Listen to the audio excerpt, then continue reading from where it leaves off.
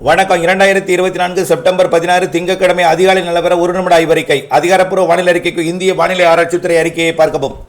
வட இந்தியாவிலே அதாவது மேற்கு வங்க பகுதியில் நிலை கொண்டிருக்கக்கூடிய காற்றழுத்த தாழ்வு மண்டலம் மேற்கு நோக்கி நகர்ந்து வரக்கூடிய 19ஆம் தேதி ராஜஸ்தான் சென்று செயலிழக்கும்.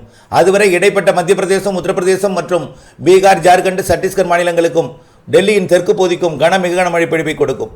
19ஆம் தேதிக்கு பிறகு செயலிழந்த பிறகு புதிய நிகழ்வு வங்கக்கடலுக்கு தென்சீன கடற்பகுதியிலிருந்து Thailand, Vietnam, Cambodia, Laos, Myanmar வழியாக வந்தடையும். இது வரக்கூடிய 28ஆம் தேதி கண்டிப்பாக வடக்காந்திர கரையை அடைந்து தென்மேற்கு பருவமழையை மீண்டும் தீவிரப்படுத்தும். தற்பொழுது அனல் வீசி கொண்டிருந்தாலும் தயவு செய்து இந்த அனல் தொடராது.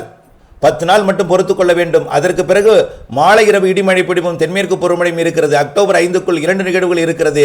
அக்டோபர் 10 மீண்டும் தென்மேற்கு பருவமழை, அக்டோபர் 17, 18 வடகிழக்கு பருவமழை.